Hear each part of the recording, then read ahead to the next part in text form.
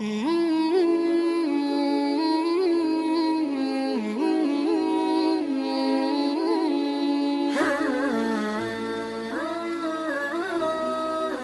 گرامی قدر، السلام علیکم ورحمۃ اللہ وبرکاتہ۔ ربیع الاول کا مہینہ اپنی پوری ضیاباری اور ذوفشانی کے ساتھ جلوگر ہو چکا ہے۔ ربیع موسم بہار کو کہتے ہیں، یعنی سردی اور گرمی کے درمیان کا وہ موسم جہاں ہر طرف سرسبز و شادابی، ہریالی اور مرغزاری نظر آتی ہے، جو آنکھوں کو نور اور دل کو سرور پہنچاتی ہے، اور ہر طرف خوشکن، دل نواز اور دل آویز ہواؤں کے جھونکے محسوس ہوتے ہیں۔ اس مہینے کا یہ نام رسول رحمت صلی اللہ علیہ وسلم کی حیات مبارکہ سے پہلے سے چلا آ رہا ہے، اور حسن اتفاق دیکھیے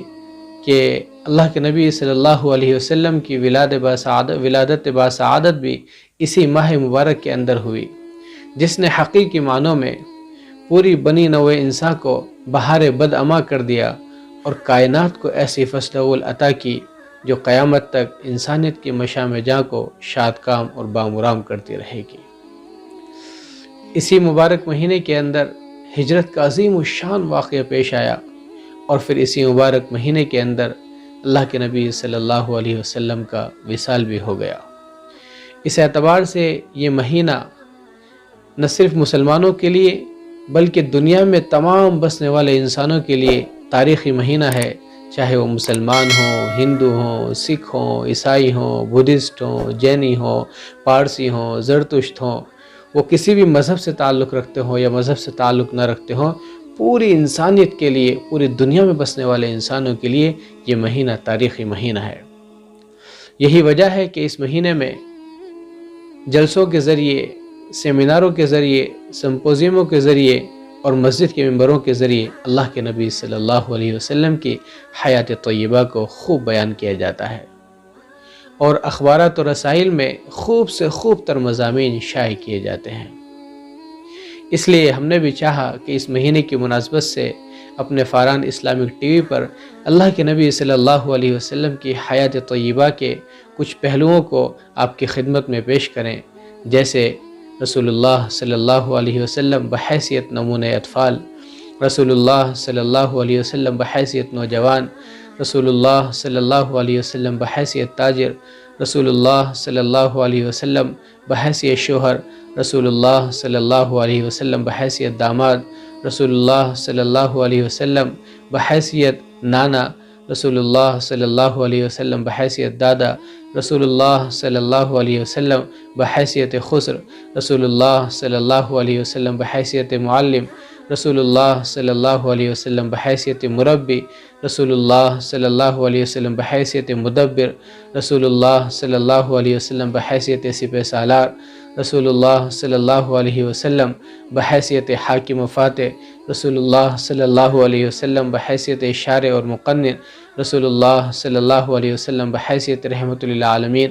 رسول اللہ صلی اللہ علیہ وسلم بحیثیت مہمان، رسول اللہ صلی اللہ علیہ وسلم بحیثیت میزبان، رسول اللہ صلی اللہ علیہ وسلم بحیثیت ماہر نفسیات، رسول اللہ صلی اللہ علیہ وسلم بحیثیت طبیب، رسول اللہ صلی اللہ علیہ وسلم بحیثیت صادق الامین۔ اس طرح کے موضوع آپ کی خدمت میں اپنے فاران اسلامی ٹی وی کے ذریعے پیش کریں، تاکہ دنیا والوں کو ایک عالمگیر آفاقی نبی کی تعلیمات معلوم ہو سکے، اور پھر وہ اس تعلیمات کو پڑھ کر سمجھ کر اسلام کے آغوش رحمت میں آ سکے اور ہمیشہ کے لیے کامیاب ہو سکے۔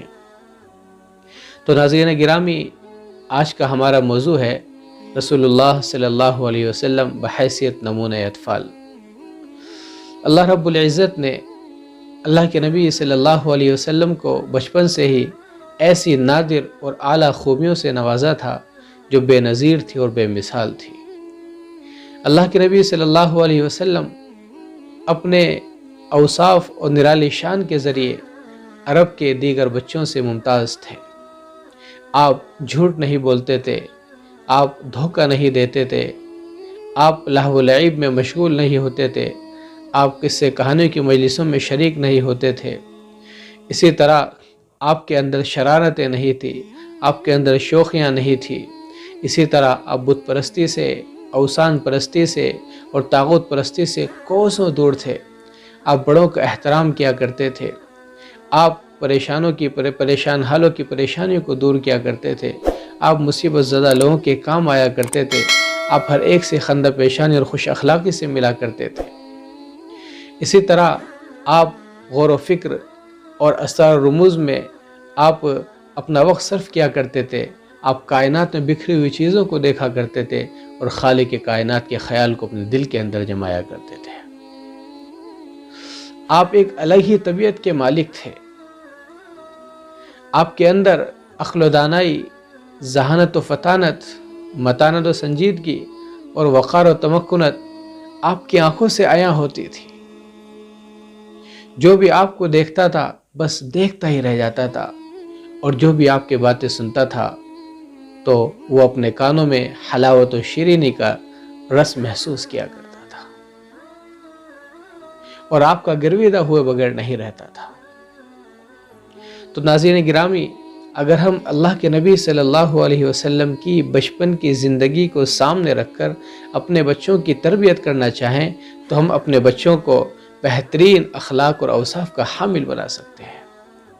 اور اسی کے ساتھ ساتھ اگر ہم قرآن و حدیث کی تعلیمات کو بھی شامل کر لیں تب تو سونے پر سہاگا ہو جائے گا،